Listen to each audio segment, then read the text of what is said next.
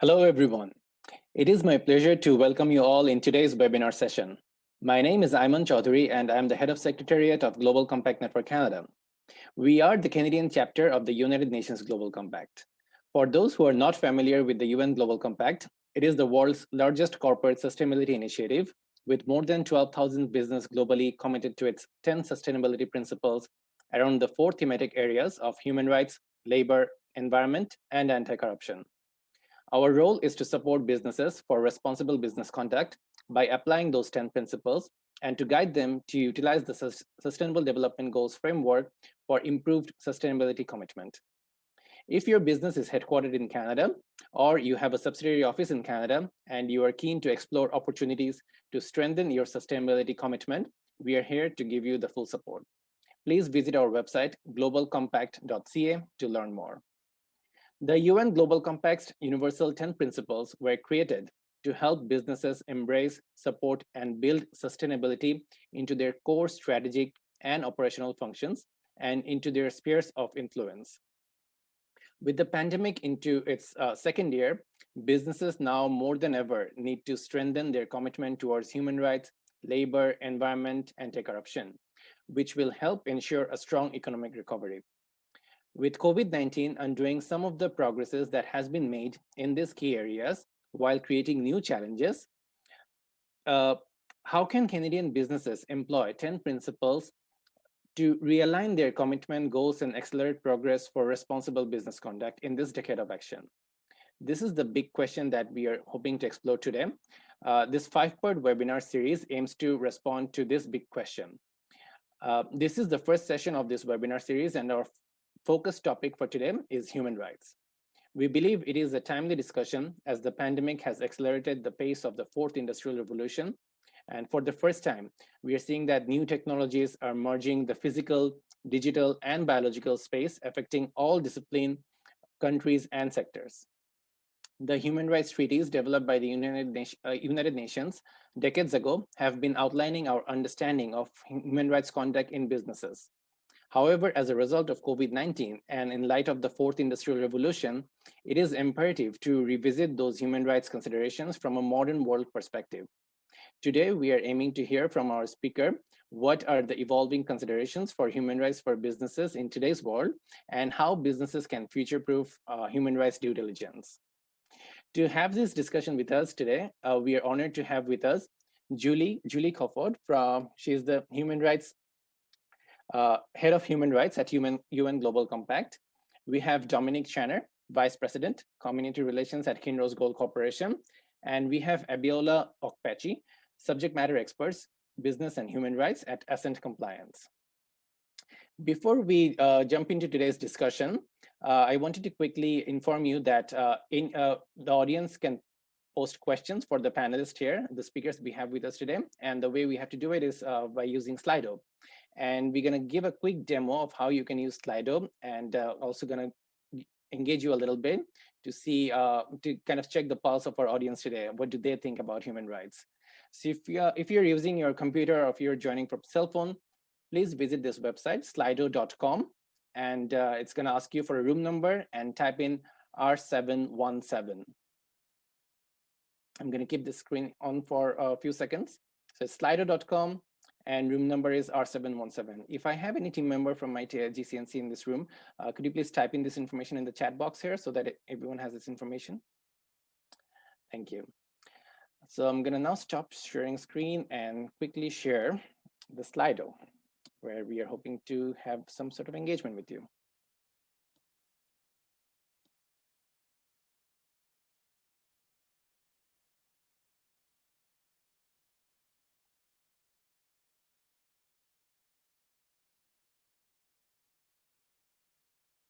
Can you see my Slido screen? Yep. Okay, wonderful. So the first question we have for you today. So if you can kindly respond, does your company have a human rights due diligence progress or policy in place? Let's see how many in the audience today have already this in place.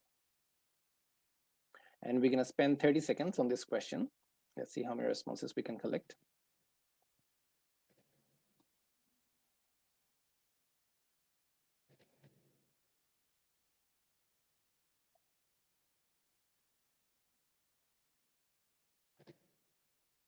It's good to see a lot of audience that we have in the room today have already a human rights due diligence process or policy in place.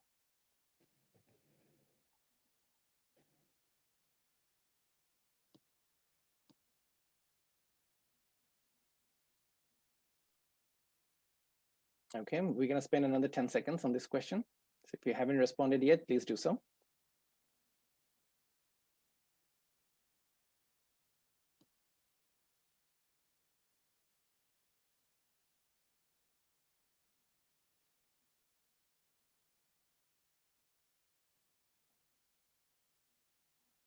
Okay, so far among the audience that has participated in this Slido exercise, we see that majority already have a human rights due diligence process or policy in place. Hopefully this is going to be useful information for our speakers today.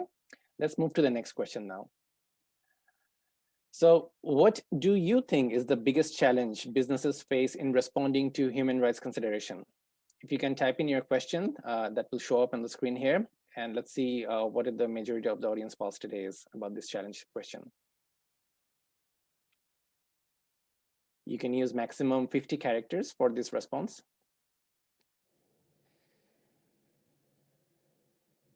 And you can use multiple responses as well. You can type as many answers as you want.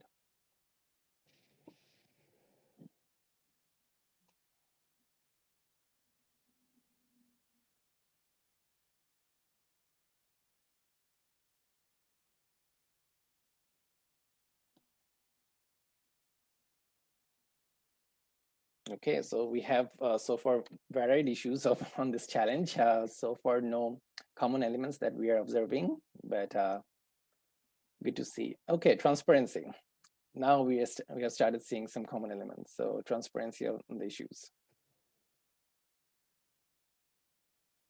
Accountability, lack of understanding, modern slavery. We're going to spend another 15 seconds on this question here. So, and your response is going to be really useful for the speakers to give you like the responses in the way understanding the audience pulse today. So if you haven't responded yet, please do so.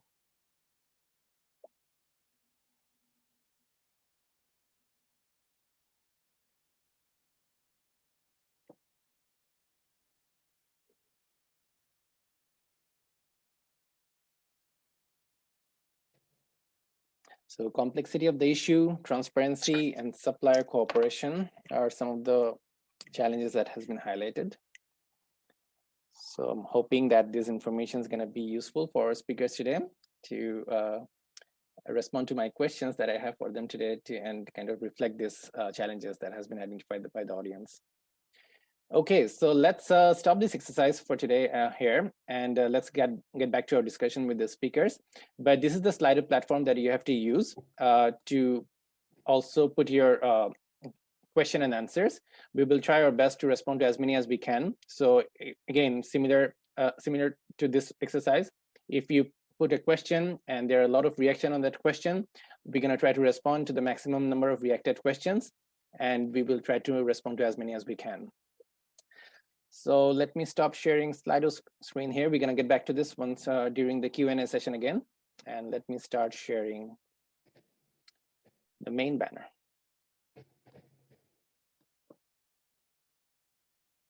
Okay. So without further ado, let's get into today's discussion. My first question is for you, Julie, and I would like to ask, how do you see the aftermath of COVID-19 shaping the future considerations for human rights? And it would be great if you can start by introducing yourself quickly to our audience today. Certainly, thank you, Ayman. So hi, everyone. It's really a pleasure to be here with you today. My name is Julie Garfield Kofod, and I am, as already mentioned, the head of human rights with UN Global Compact. I'm with headquarters in New York, currently, as you can see, working from home, as most other people probably are as well. My background is with the Ministry of Foreign Affairs of Denmark. Before joining the UN Global Compact 2 years ago or so, I spent about a decade or so with the Ministry of Foreign Affairs, working on all things human rights at the United Nations, Human Rights Council in Geneva, and at the General Assembly in New York. So that's just very quickly on my background. And thank you for the question about where we're headed after the pandemic, in the light of the pandemic, and what that means for human rights. And I want to highlight the mantra of the UN, which obviously is our mantra at UN Global Compact, as well as part of the UN, the mantra as well as in particular by the Secretary General. And the mantra is probably familiar to all of you, which is build back better. And I think that this is good news for human rights, in particular, when you look at some of the messaging that the UN has used around the terminology of build back better. So I think COVID-19 has just really shown us how crucial it is for us to cooperate across borders and sectors, and certainly across generations. And it has really laid bare our underlying dependencies. And one of the things that I really like to highlight is that we are only as strong as the most vulnerable among us. There's just no way that we can beat this crisis without working together. And so I think another important point is just that the response from both governments and the private sector, the response from the private sector, I think in particular in raising funds and in-kind contribution has been remarkable, has shown us that transformations that we thought were, I guess, impossible just a year ago can be achieved in a short time frame when both the political leadership is aligned with support from stakeholders, including the private sector.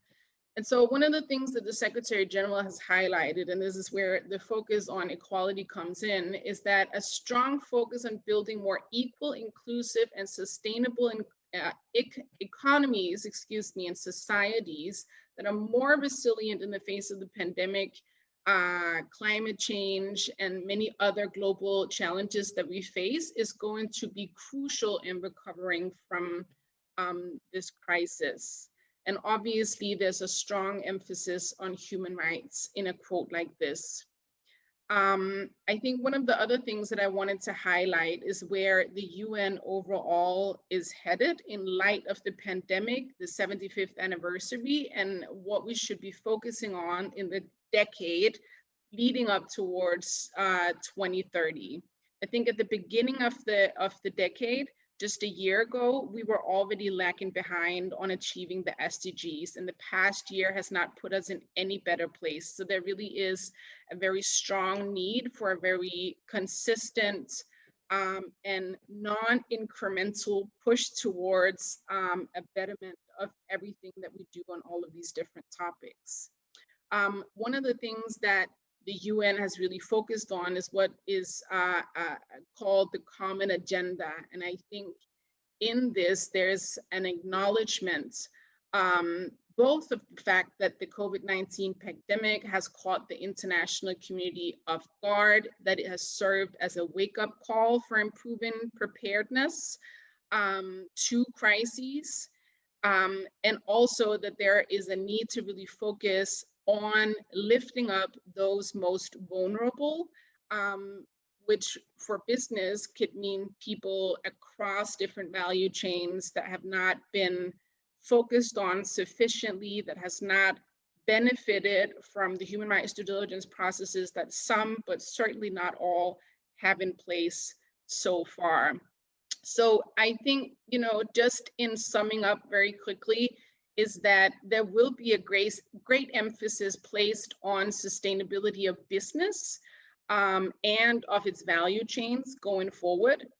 And that would always have to be based on a respect for human rights of people in these value chains. And obviously, the pandemic and COVID-19 is not the only factor that is pushing this in the same direction.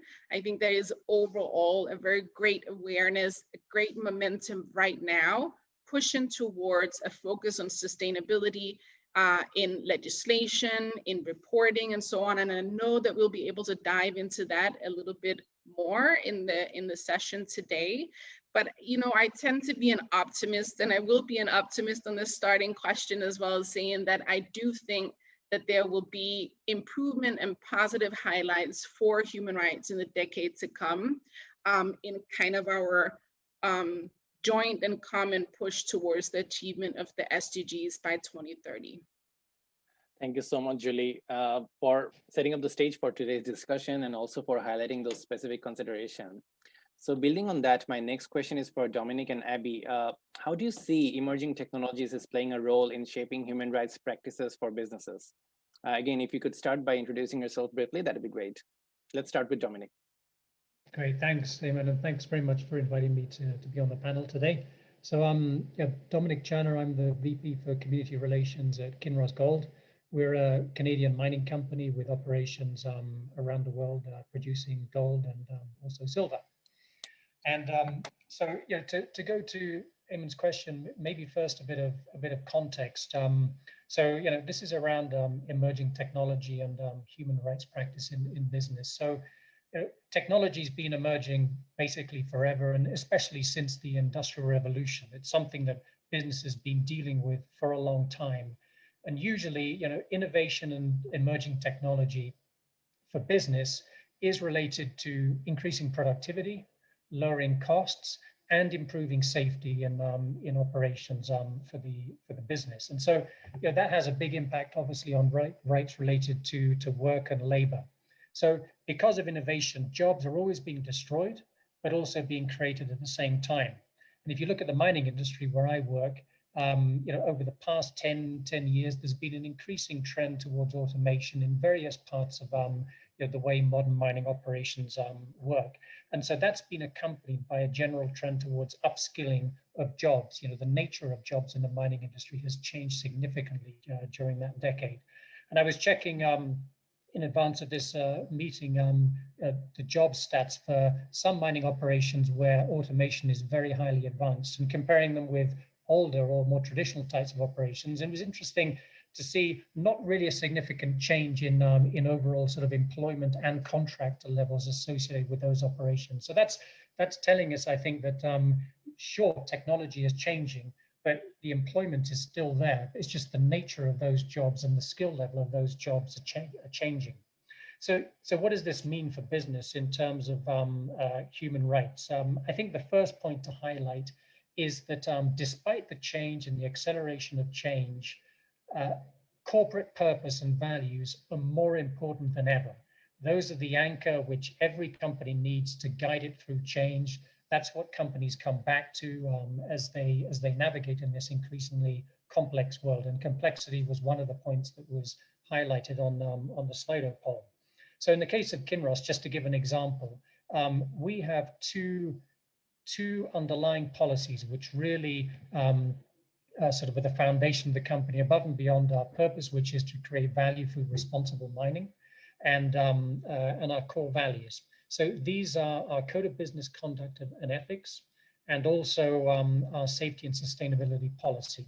Within those two policies, we have very specific language around human rights. So it's almost like in the case of Kinross, our human rights policy is a policy within a policy, so to speak. We have chosen not to have a separate standalone policy, and the reason for that is we want to keep things really clear and simple for our operations with these two foundational policies. Values and purpose, that all sounds very nice. It's very aspirational. It requires commitment on the ground across global operations of a company to live those values and respect for human rights on a daily basis. And that requires work. It requires leadership on the ground. And connecting back to the Slido poll around complexity, it requires commitment across all the functional areas in a business. And I think this is something that, from a practical perspective, is really important within an organization. The issues we deal with in today's world are increasingly complex, and it's never a case where one particular group, like I'm in the community relations group, issues are never just one group. They always involve different functions in a company coming together to work on an issue. And that's really the only way that these complex issues, human rights and other, can be addressed and resolved and worked on in a company. So that internal coordination and leadership is really important. And then related to that, transparency is key. So reporting of issues which arise in companies is really important. So in our sustainability report, for example, we have a stakeholder issues table, which every year we update that and we put out in a very clear way, what are the key difficult issues we're working on? What are we trying to do about them? Within companies, you have to have a very good whistleblower and worker grievance system so that issues can be risen up through the company and dealt with, and we report on those metrics. So that transparency around dealing with issues is key. The other point I'd like to mention just before finishing, is around the pace of change. So, technology is emerging and it goes at different speeds for different industrial sectors. Given the nature of the mining business and just the time it takes to work change and technological change through a mining business, it's perhaps a bit of a slower pace of change, which for, in our case would be good because it gives time to upskill and train people to emerging and evolving technology. But I think key questions people need to ask themselves when change or innovation is coming into any part of a company is, can this new technology be misused by people? Are there risks around that technology? Could the way that technology has been designed accentuate discrimination? Could it inadvertently exclude people from being able to use that technology? Are there issues around privacy, which that technology raises? And then, does the company have systems for remedy in place, if issues do arise? And this is not necessarily a sort of a technology example, but a very simple example in the case of the mining sector and many other sectors would be regarding PPE. Well, we all know because of COVID what PPE is. It's personal protective equipment. Very often those kinds of things would be designed with the male body in mind. And so around our mining operations, we've taken steps to make sure that those are also designed in sizes and fits for females who are working at the site. So so what it means is companies are going to have to go back to designers of technology before the technology arrives and check, is this technology designed for a modern workforce rather than with a more traditional view in mind? So those are some starting comments. Yeah, sure. Thanks, Dominic. My name is Albiola. I work as a human rights expert, subject matter expert at Ascent Compliance. And in my role, I help companies, I support them to carry out their due diligence processes. I help them to integrate human rights considerations into their risk management framework. Before I joined Ascent, prior to joining Ascent, I worked in both the private sector and civil society sector. In civil society, I focused on raising awareness about business responsibility to respect human rights, and then transitioned into the private sector where I was helping to actually implement those recommendations or the issues that we had been raising in the private in civil society.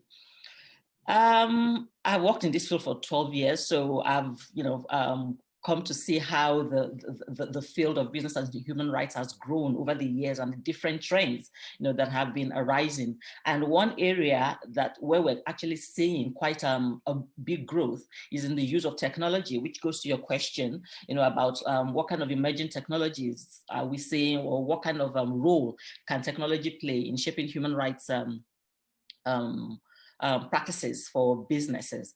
I think I'll reiterate on Dominic's point about the fact that technology was already playing a role in business, long before now. Go back to the first industrial revolution. But in terms of from a human rights perspective, we're seeing quite a bit of growth in the kind of technology solutions that are available to businesses, whatever their sizes. For instance, when you look at the area of supply chains, human rights due diligence is multifaceted, as most of us on this webinar would know. There are so many different dimensions. Some of those dimensions, they lend themselves to a technology solution, more than others. Some you know there's no substitute for actual human involvement, whereas there are others that you can use technology to bring about improvement. And so I'm just going to focus on that area where you're going to use, where you can use technology. And that's particularly related to supply chains. Today's supply chains, they're large, they're complex. I mean, sometimes you're talking about thousands and thousands of suppliers for multinational enterprises.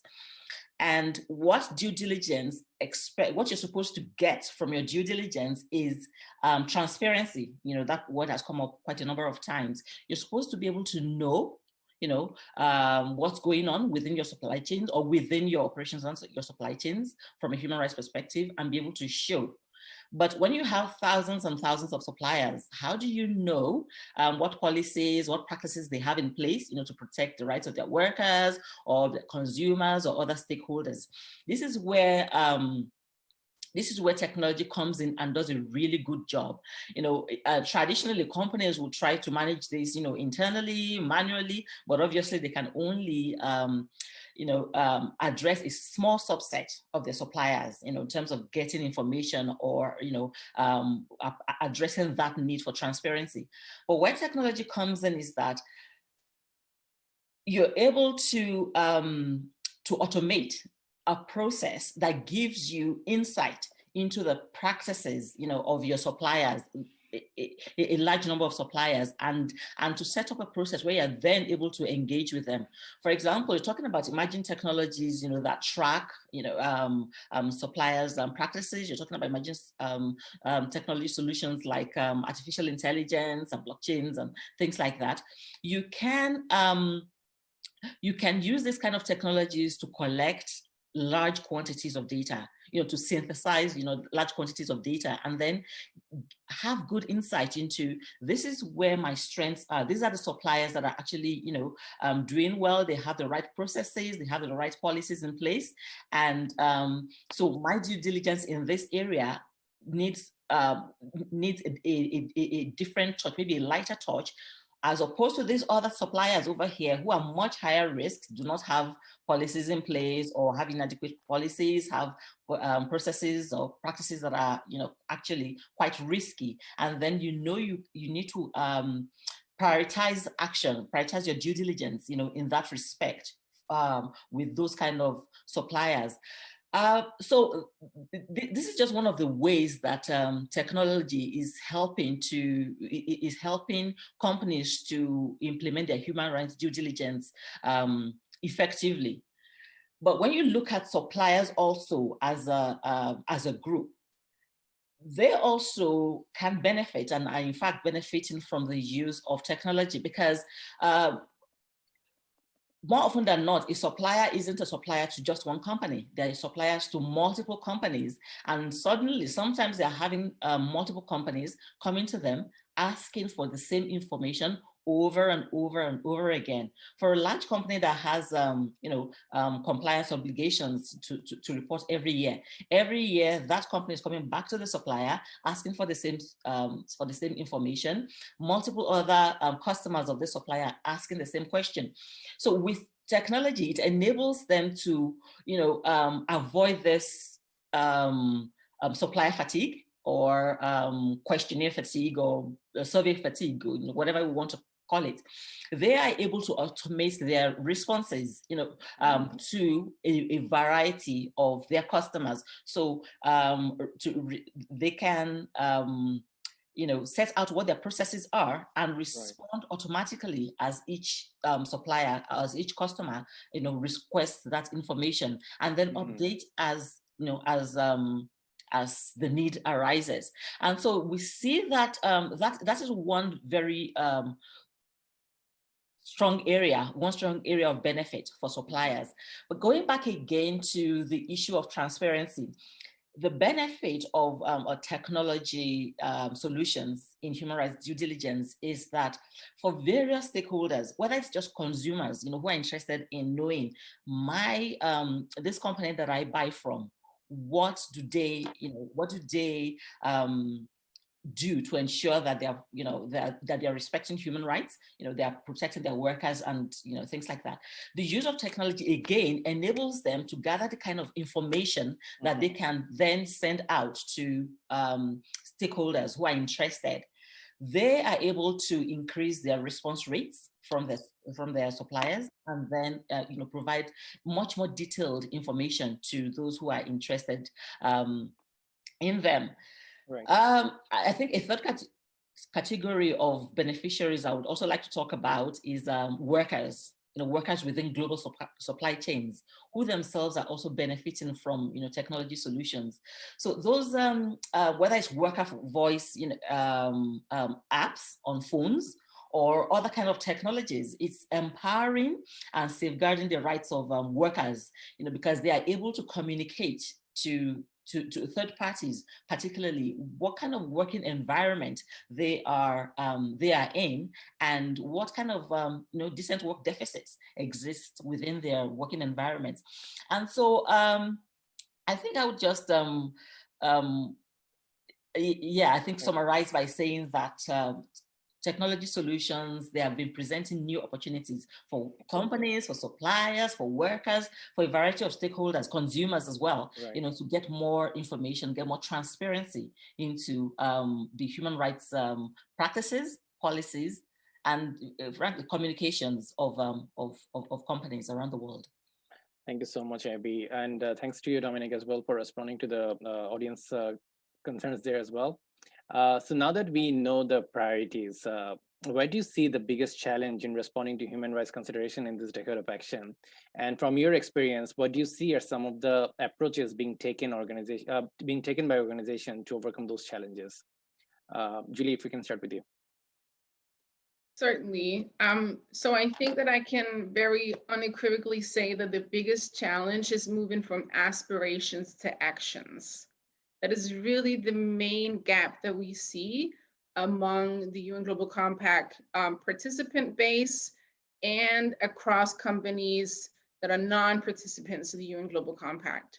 So just to raise a couple of stats on our own end, we usually would see in our annual surveys dating back, I think, at least 10 years, that 90% of our companies have human rights policies in place. But much fewer, perhaps around 15 to 18%, indicate doing or conducting human rights risks and impact assessments, and even fewer are acting on those particular assessments. And those are numbers that have been duplicated across other different surveys in countries across Europe, for example. Germany, Finland, Ireland had a series of different studies done that mirror these numbers. So that is certainly the biggest challenge, moving from aspirations as you see them in the policies of companies to actual actions to implement the corporate responsibility to respect human rights. And so some of the things that we are doing to address that is, I think, raising their awareness about the responsibilities themselves, the understanding of the UN guiding principles, and in particular, we're working to provide an updated kind of step-by-step roadmap or tool that companies can use to actually start taking action. So we're developing a business and human rights e-learning tool with the Office of the High Commissioner for Human Rights and SHIFT, an organization well renowned in the field of business and human rights. And we will launch this tool on the 16th of June this year, which coincides both with the 10th anniversary of the UN Guiding Principles, and it will form part of our programming of our annual Leaders Summit that I hope the participants will be able to engage in and benefit from. So I think, in our conversations with companies, I think it's very evident, and you can see, I think one of the first questions that I saw that came across in the Q&A is also, how do you actually identify your salient human rights issues? How do you do that? How do you do the mapping? What steps are you supposed to do? What does stakeholder engagement mean, and so on? So that's one of the things that we really want to provide the UN Global Compact participants, and a broader set of companies with in the next coming months. We're also developing or revitalizing a human rights and business dilemmas forum that will focus on specific salient human rights issues and what a human rights due diligence process means for very particular topics. And then the last thing that I'll mention before moving on that we are working on in order to address this gap is our internal accountability track. So the communication and progress, you'll be familiar with this, is the one thing that you sign up to as a Global Compact participant to report against on an annual basis. And this instrument is being revitalized as well to provide a higher degree of accountability, make sure that companies does in fact move from aspirations to actions. Thank you so much, Julie. Yep, that's a great statement that you have provided, from aspiration to actions. And definitely we are seeing a lot of commitments, but it's the actions that still missing. So hopefully hearing from you, we'll see a lot of companies responding to that as soon as possible. Okay, Dominic and Abby, let's go to you about your thoughts on what are some of the biggest challenges being faced by the companies. Dominic, I know that you represent a business here. So if you can share your company's point of view, like on these challenges, that'd be great. Sure, thanks, Eamon. Yeah, I think you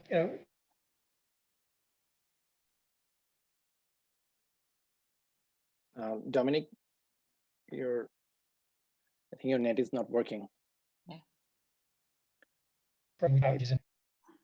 Sorry, Dominic, we lost you there for a few seconds. Could you please start from the start? Yeah. Okay, sorry. Yeah, I think you know, looking at this decade of action, you know, climate change is you know, the big sort of global issue, and it's so important because it affects almost every single human right there is, basically.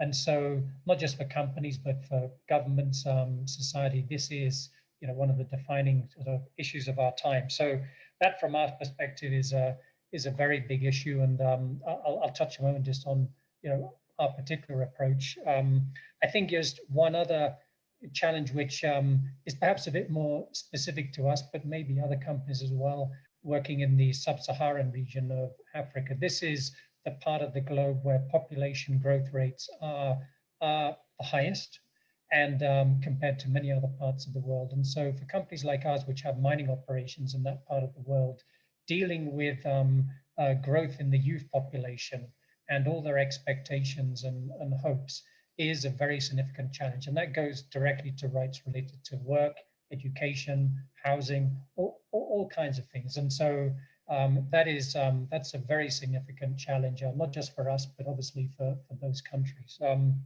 So, you know, what's our approach? I think, first of all, you know, our overall approach is, as a mining company, do no harm, respect human rights, do things ethically, honestly, and transparently, and then make sure we make a positive contribution.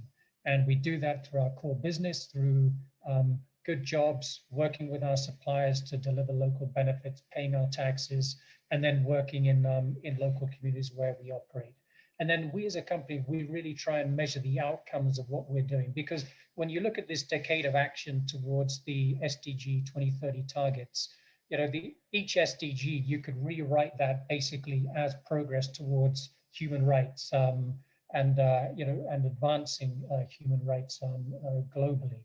So we really try and measure how we're contributing, not just to the SDGs, but also to the sub-goals of the SDGs, and, you know, the contribution that our company's making. And I think in practical terms, all businesses need to focus on what they can do within their sphere of action, their sphere of influence. We can't change the globe, but what we can do is influence positively where we operate, you know, wherever it's here in Canada or internationally.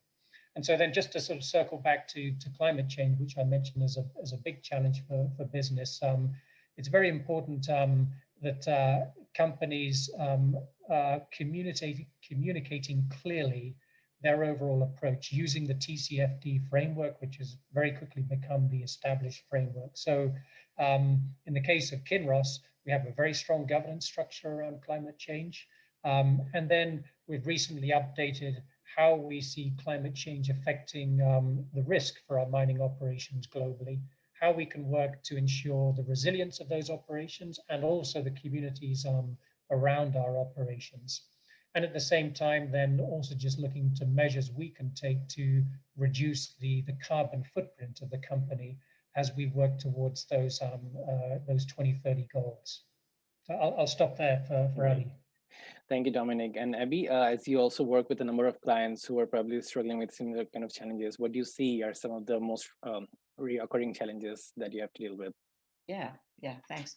I'll just preface my comments with the fact that because of the kind of work that we do at Ascent Compliance, we see a whole, a wide variety of companies from small to large, and we see a whole variety of issues. But one of the things that does come up, that's quite recurrent is the something that was mentioned actually in the in the polls earlier about the complexity of the issues. You find that whether it's small businesses or large businesses, a common understanding of what human rights, effective human rights due diligence means can be hard to find. Yes, you do tend to find more understanding within larger companies and better ability to address that complexity, but it's still there anyway. There's still that whole challenge of, okay, so what does this mean for me, and how does this relate to my other compliance obligations in other areas?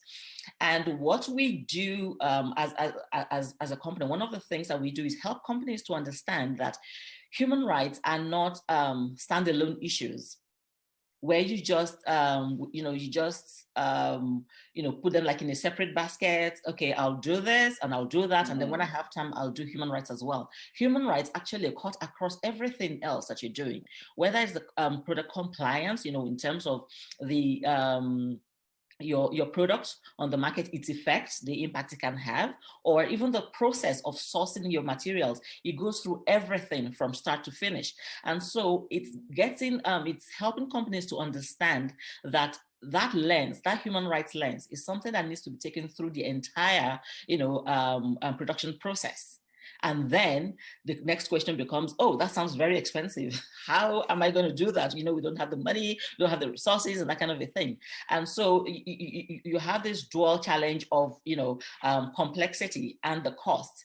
And I find it interesting that when the European Commission released its report on human rights due diligence practices of companies in the EU last year, I think it was in February of last year, one of the points that it did make, that report made, was that human rights due diligence is quite complex. Yes, of course, everybody knows that. But one of the main challenges that companies face is the cost of carrying out, the human rights due diligence as they should, because like I said before, there are so many different aspects. Where do you put money into? Where do you not put money into? But interestingly, the solution, I should say, that report also suggests is there needs to be more reliance, greater reference to the use of technology to automate a number of processes that would ordinarily, cost so much money, require so much resources. For example, let's look at on-the-ground audits, where companies say, oh, in order to know what kind of, what's the situation with this particular supplier, I probably need to go visit every single one of them, like maybe 300, 400 of them in different parts of the world. But, in reality, that is not the solution to that challenge. Like I mentioned before, there is the chance, the opportunity actually to reduce that cost and to address the challenge of having so many suppliers by reverting or resorting to the use of technology to contact and engage your suppliers.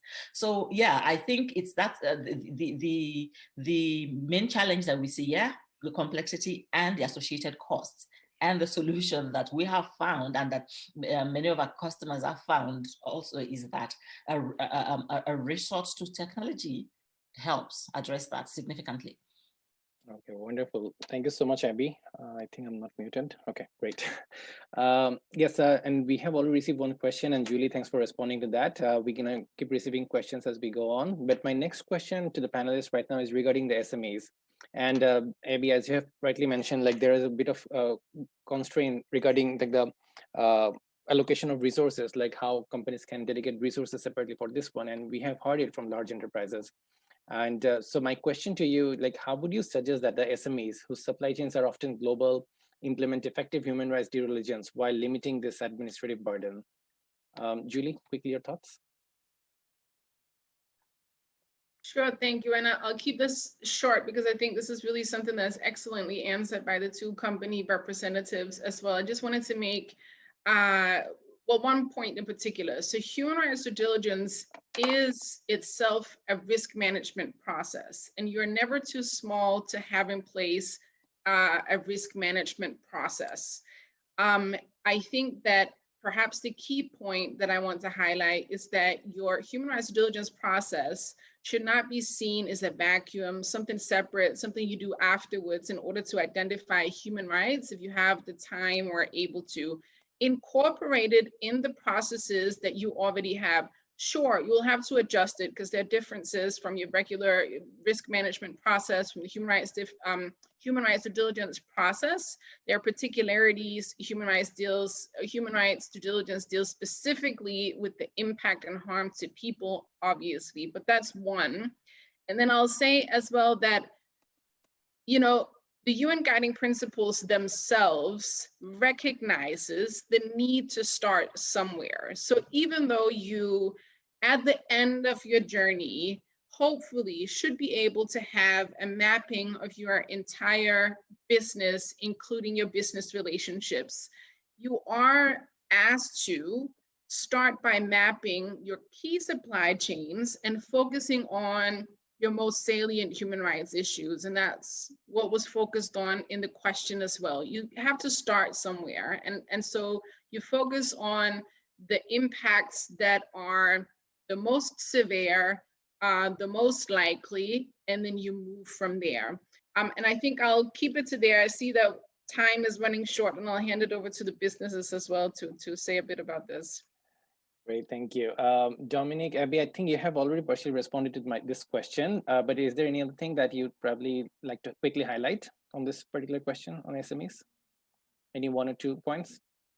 I would just build on Julie's just by saying doesn't matter how big or small you are, you can be clear about your purpose and your values and build on that, and then you can break things into bite-sized chunks, so to speak. So in the labor side, just focus on getting it right on labor, on supply chain, etc. So you just break it into pieces which are manageable. Great. Abby? Yeah, sure. Any quick points? Yeah, I think that even the size of SMEs actually even lends itself. It's an advantage in some ways, for implementing human rights due diligence, because SMEs tend to have fewer suppliers. They tend to have fewer customers, and so they can engage in they can engage their own business relationships much better. They can engage much more deeply. They can influence their the other entities within their value chains more easily, as opposed to a larger enterprises that has thousands upon thousands of suppliers that you may not even actually have so much engagement with. I think SMEs also have that advantage that they can share their values, drive their values, within internally, and let that, seep into the way that they manage their human rights risks.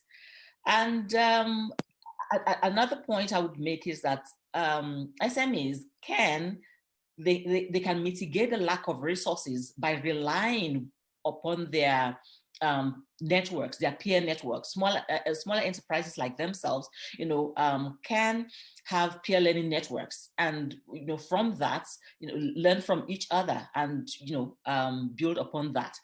But I would just end with excuse me, the point that Julie made about the fact that the UNGC, the UN GP's UN guiding principles actually they advocate the principle of proportionality, that, you know, companies just need to start somewhere.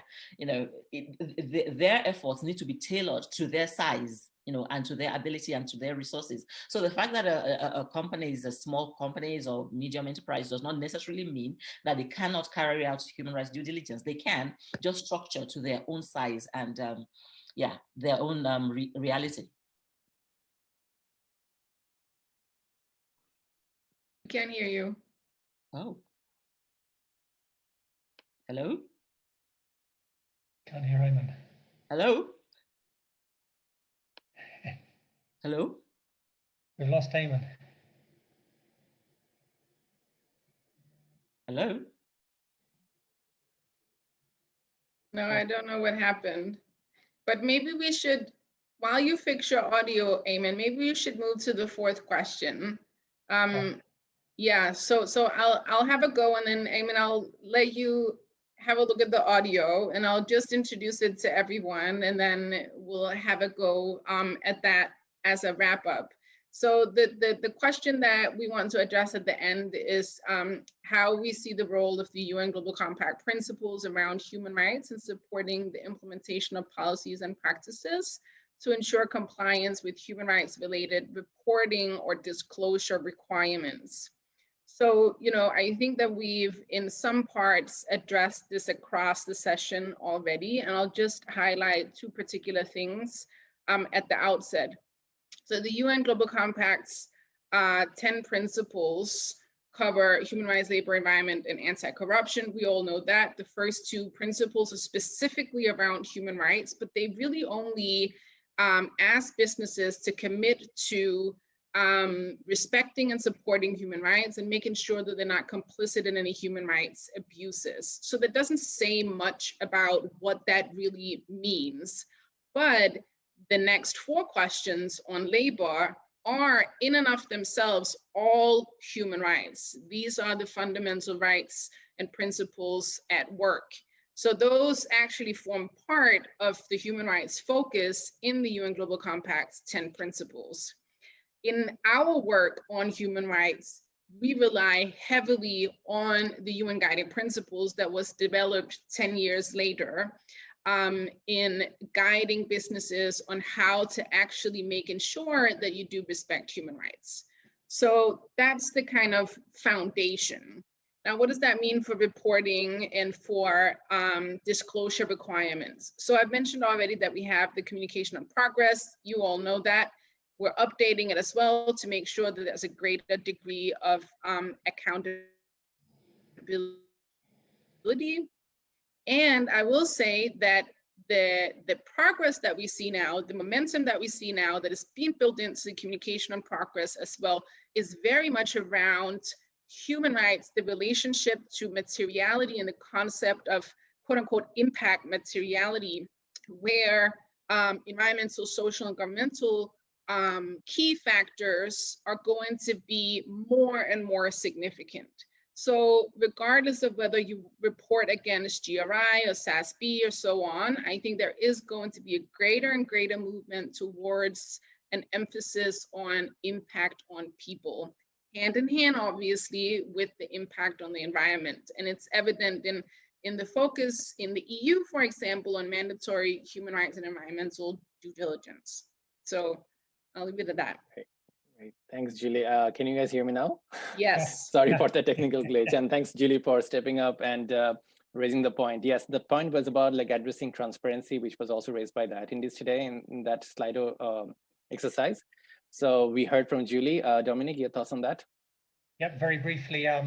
So yeah, the Global Compact, it's the foundation. And so if you were to take the Global Compact, the 10 principles, and then look at our safety and sustainability policy, you would see very substantial alignment between those two things. So I think for any business, it's the foundation, it's the starting point, it's the roadmap, and then in addition to that, I think specific to the gold sector, I'd like to mention the responsible gold mining principles of the World Gold Council, of which we're a member, If you look at the responsible gold mining principles, you would see also very substantial alignment between those principles and the Global Compact. And for companies which are members of the World Gold Council, there is an implementation process which we're all following towards full assurement against those principles. So I think, to Julie's point, we will see just ever increasing sort of clarity of disclosure on issues which relate right back to the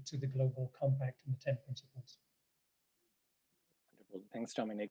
Abby, let's hear from you. Yeah, I see the role of the UN Global Compact principles as one that helps to narrow, the focus, in the world, in the current situation where we are, where there are multiple approaches, to addressing human rights, and everyone with different frameworks having, like different requirements. The UNGC are very easy to understand, and they streamline what is contained in multiple reporting frameworks. And so I think they provide that simplicity of understanding, and obviously continue to remain relevant, because what they essentially put forward is what is contained in the main frameworks and the UN guiding principles, just in a very easy to understand way. So yeah, to Julie's point about how the what do you call them, the principles just kind of helped to tie down different frameworks. I think that's what that's the main benefit that it brings at the moment. Yeah. Wonderful. Thank you so much for all your great responses. Can you all hear me? Just wanted to check again. Okay, great. We are right on time here. Thank you again for all our speakers for your time and sharing your insights and valuable recommendations for our attendees today. It was a great discussion, and I think we got to know a lot of different insights and the different technological emerging technologies that are being used by the businesses.